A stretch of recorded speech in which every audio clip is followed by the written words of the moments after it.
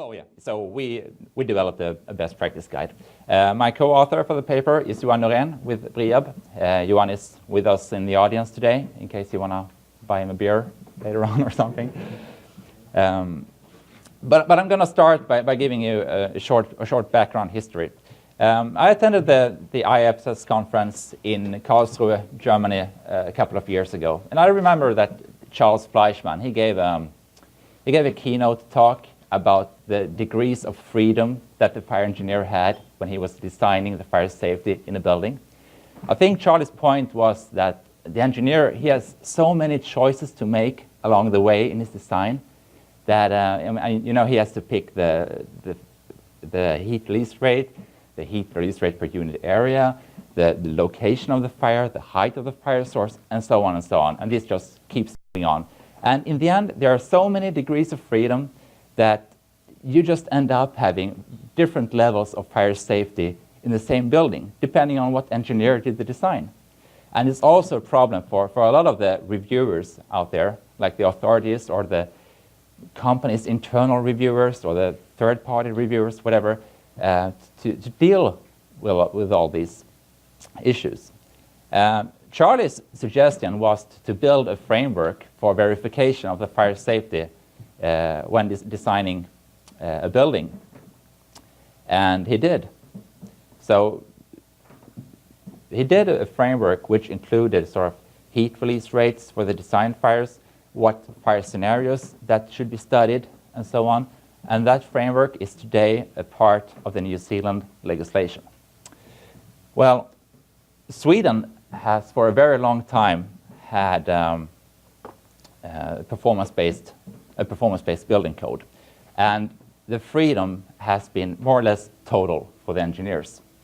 We could choose the appropriate design fire ourselves and all these other parameters.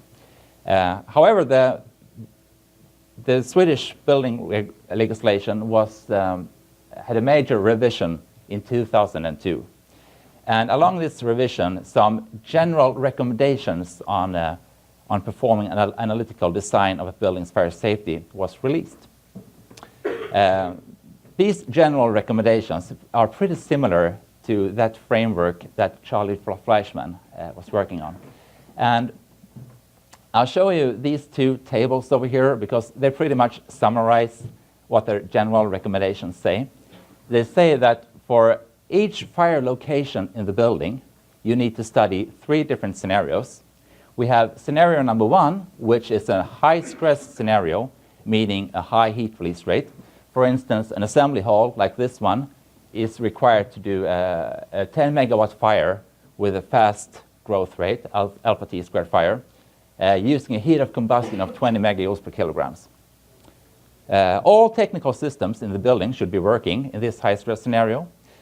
The second scenario is for buildings that are not equipped with an automatic fire alarm system. It's a hidden fire. We use the same maximum heat release rate, but the fire should be able to develop some time before it's noticed.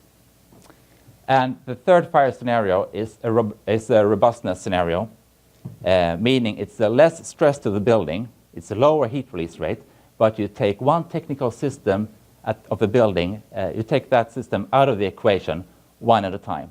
So if the building is sprinklered, I remove the sprinkler from the equation, I use a 2 megawatt fire and see what happens.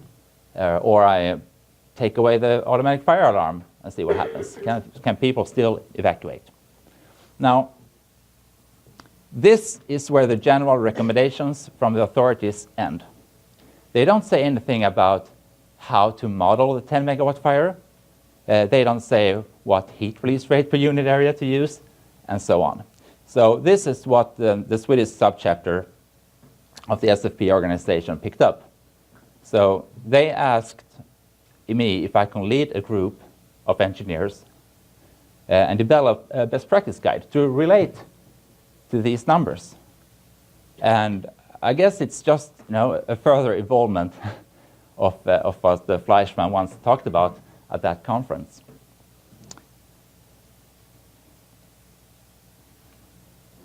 The group consisted of 8 people, all engineers, 6 of them came from consultancy companies, like myself. We had 1 member from Lund University, and we had 1 member from SP. We built this document, this best practice guide, with a target group of FDS users. So, I mean, the document requires that you have some basic knowledge about what you're doing. The reviewers of the document can also, reviewers of designs could also use the document for quality assurance and so on. But again, they need some basic knowledge about FDS modeling. We had an ambition to allow authorities and clients to be able to use the document as well, but we just didn't reach that. It's very, very difficult to write one document that covers all these issues. And the document covers pretty much a high stress and the low stress scenario that I mentioned. It's limited to the pre-flashover phase of the fire because things start to get complicated when we have underventilated fires and so on. And it shouldn't be considered as a user's guide. I mean, it's merely we summarized the experience of the people that was within the work group. I can also mention that the guide is written for the former version of FDS 5.543, and I think it was 1 week before we released our document, you released FDS 6. But I don't think, I mean, that many things have changed. You can still apply a lot of things in this document to FDS 6. There are a few things that you need to think about, but hopefully in the future we will revise that. The document consists of a total of 47 pages. The issues that are addressed in the document is the work method that should be used when performing an ASET analysis, how to do the quality assurance, what to look at, when to look at it, and so on.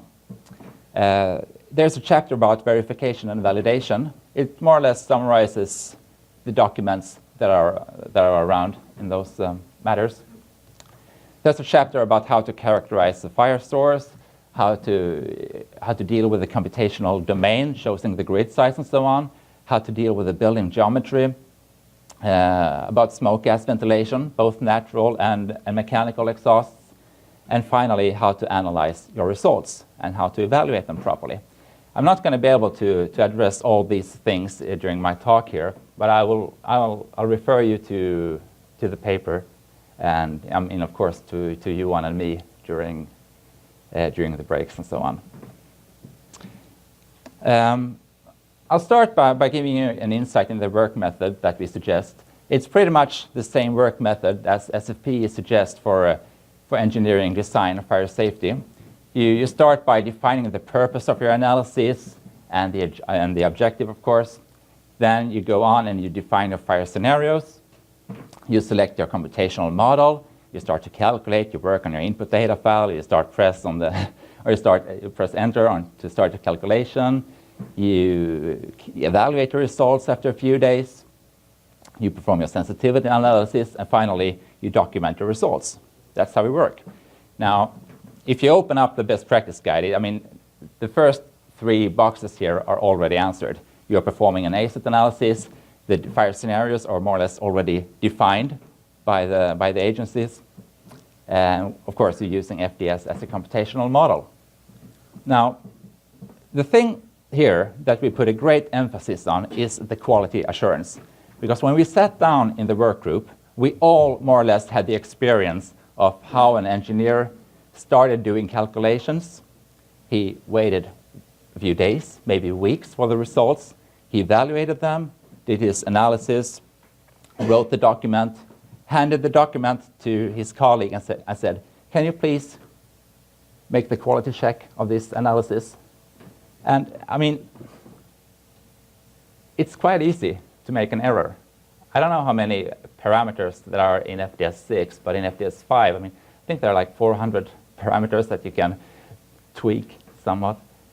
So it is quite easy to make an error. And to be honest, if a reviewer finds an error in the calculations, saying someone used a 1 megawatt fire instead of a 10 megawatt fire. I mean, missed the decimal point somewhere. It's not reasonable in the building process to go back a few weeks of work and redo all your calculations, right? Because the client can't wait for that. So we suggest that we start the quality assurance process very, very early here. As soon as you have written down your input data file, check it before you do your calculations and so on. And the quality assurance should keep going during the whole process, not at the end only. So this was a big deal for us to put this down. Then there are some more technical issues, sort of how to deal with the fire source. Well, if you study the literature, you know that the dimensionless heat release rate, Q star, is a very important parameter. It describes more or less how the flame behaves. A low value on the Q star is meaning a buoyancy-driven flame. A high value means a momentum-driven flame, like a jet flame. So I think it's Jeff Cox and Coomer that says that all natural fires in building are usually within the range of 0.3 and 2.5 on the Q star value. I mean, sometimes you see some other values down there, especially in the lower range. Sometimes you see 0.2, 0.1, and so on. But it doesn't really matter. I'm just making an example out of it. If you know your design fire, which we know, since it's written in the general recommendations from the authorities, and you know the valid range of Q star, you can easily calculate the source, the area of the fire source. Knowing the area of the fire source, you can calculate the heat release rate per unit area. So, for instance, looking at the robustness scenario number 3, you have a 2 megawatt fire, and let's say we're looking at the lower range of Q star. That means that the fire surface area should be somewhere around 3 square meters, meaning a heat release rate per unit area of 600 kilowatts per square meter. But a 2 megawatt fire could also be in the upper range with a fire surface area of 0.6 square meters and a heat release rate per unit area of 3.3 megawatts per square meter. And I mean, these two fires behave very, very differently. And I'll try to illustrate it here. To the left, I will show you a simulation where we have a low value on the Q star, and to the right, I'll show you a simulation where we have a high value of the Q star. Both fires here are 2 megawatt fires. I've used the same grid cell size, 10 centimeters, in these two cases. And looking at the fires, it's very evident that they are different. To the left, I have a mean flame height of maybe 1.52 meters, and to the right, I have a flame height of, I don't know, 5 or 6 meters, something like that. And when you put these fires into an ASET analysis, you will get very different results, I expect. I mean, you can just look at the Thomas plume equation, for instance. It's very obvious that the entrainment of fresh air into the plume is dependent on the perimeter of the fire. So if you have a larger fire source, the entrainment is larger, and therefore the smoke filling will go faster. So choosing the fire to the left would probably generate a shorter time to tenability in the building. So in our recommendations, we mentioned that you should stick to the lower range here instead of using the high values on Q star. And I mean, you shouldn't read these values fundamentally. I mean, it's still engineering work. You can't stop thinking because it's written down somewhere. But I mean, it's more the idea on how you can work as an engineer when choosing your values when the design fire is already settled. Moving on to the growing fire. All fires in the general recommendations are alpha T squared fires. Now, if you look at the alpha T squared fire as a physical meaning, it more or less means that you have a fire that grows radially with a constant velocity. Now, there are several ways you can model an alpha T squared fire in FDS. You can use the tau Q command, you can use the spread rate command, or you can just have multiple blocks that ignite at different times. Maybe there are more ways, I don't know. But we sat down in the work group and we discussed these issues. And the work group in general had some very positive experience using the spread rate command. But on the other hand, the FDS Users Guide says, I think, that the spread rate command shouldn't be used to mimic the alpha t-squared fire. And so we're a little bit puzzled about this, and I'm very eager to get your response on that. But our experience was very positive with that command. So that's actually what we suggest. The picture to the left here show you how an alpha t-squared fast-growing fire looks. It's a red line. And the blue line indicates output data from output heat release rate data from FDS. And you can see that they match each other pretty well. Something happens as we reach the maximum heat release rate, and then that is, of course, when the fire reaches the edge of the fire source. And FDS tends to, FDS doesn't underestimate, but the model used underestimates a little bit the heat release rate curve. So, special consideration needs to be taken to that from the engineer. Looking at the right picture, I just zoomed in on the first seconds of the fire. And you can see that it's a non-continuous function. So the engineer also needs to be aware of his grid cell size, because the smaller the grid cells, the shorter is the time lag in the beginning until the fire starts growing. He should put special care into where he places his starting point, that it's in the center of a grid cell, not on the edge of it, and so on, just to minimize the time lag. So we sort of discuss these issues more than make a very proper recommendations on them. But we are very fond of the spread rate function, obviously. I'll show you what I mean. To the left here, I'll show you two fires again. They are both alpha t-squared fires growing with a fast growth rate. They are 2 megawatt fires, and I've used the same grid size in both cases.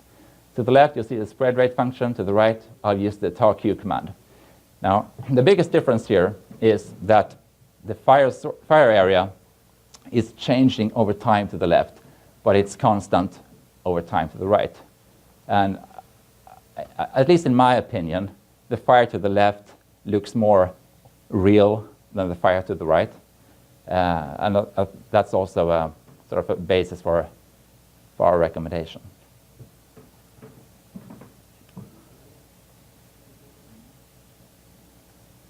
I'll move on and talk a little bit about the grid cell size. Again, choosing your grid size, it's we usually use the quota between D star and dx. And again, when we have the heat release rate given, it's quite easy to calculate D star. And when you have D star, you can make your recommendations on the grid cell size. For the 2 megawatt fire, as you can see here, we suggest that you use a grid cell size somewhere in between 6 centimeters and 13 centimeters, at least in the fire area where you catch the fire plume, so you catch the entrainment into the plume properly.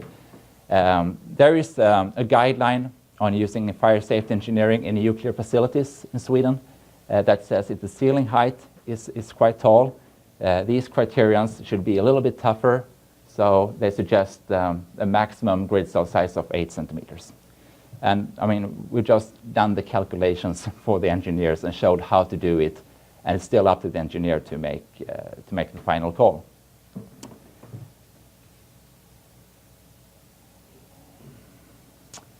I'm going to sort of end my presentation here. There is more to the best practice guide than what I have managed to cover in these minutes.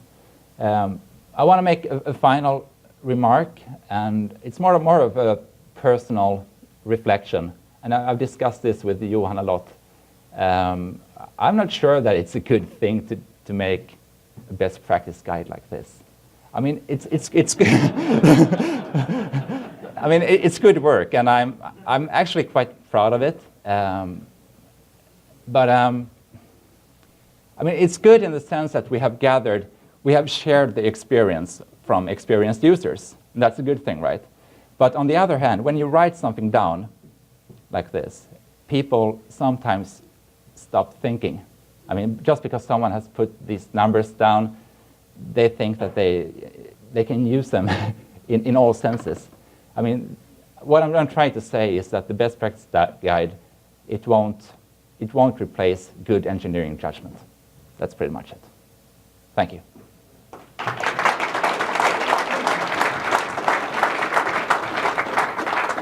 Thank you. We have time for just 2 questions. Hi. I actually really like that last comment. As a consultant, I'd like to see more, use for performance-based design, but also you don't want to take out, us as engineers. A lot of my company is based in New Zealand. So when you started off talking with Charlie Fleischman and their VM2, which is their alternative-based code that's now become common practice in New Zealand, have you seen any discrepancies or recommendations or changes from what you've found to what's now codified essentially in New Zealand, what they're using to build their buildings? Is there anything that you found that you would either modify or add or change to what they've done?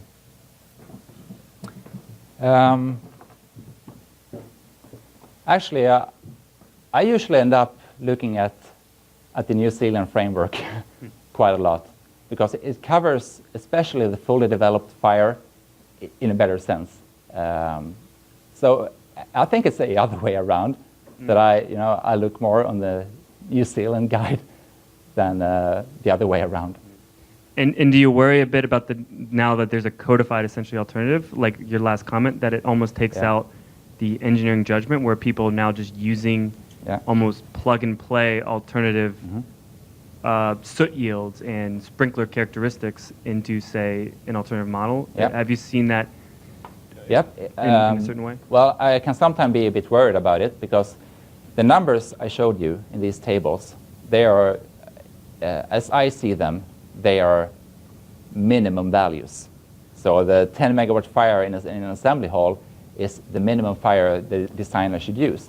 If, let's say, I have, I don't know, a boat exhibition, that's the best I can think of right now, where I can expect heat release rates of, I don't know, maybe 25, 30 megawatts. Of course, as a good engineer, I should be using those values instead. And I think it's quite easy to hide behind these tables. I haven't seen people do it, but I guess that situation could occur. Thank you. Okay, we'll let Kevin answer this last bit. Just to address the problem of the tau Q and the spread rate, I did receive something on the discussion forum about that, and when I looked at the user's guide, I wrote that section. So at looking at it again, I thought, yeah, this can be confusing. So what I really meant was, if you use spread rate to make the fire expand naturally, then don't use tau Q.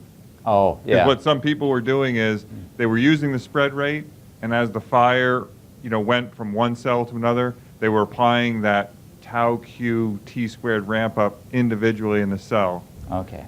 So use one or the other, not both. And I think at some point I clarified the user's guide, so hopefully it's not as confusing anymore. Excellent. So we're not doing something seriously wrong, suggesting that. Your animation was right on. I think that's very good. what it should be. Thank you. Okay, well, thank you very much. Great. Appreciate it.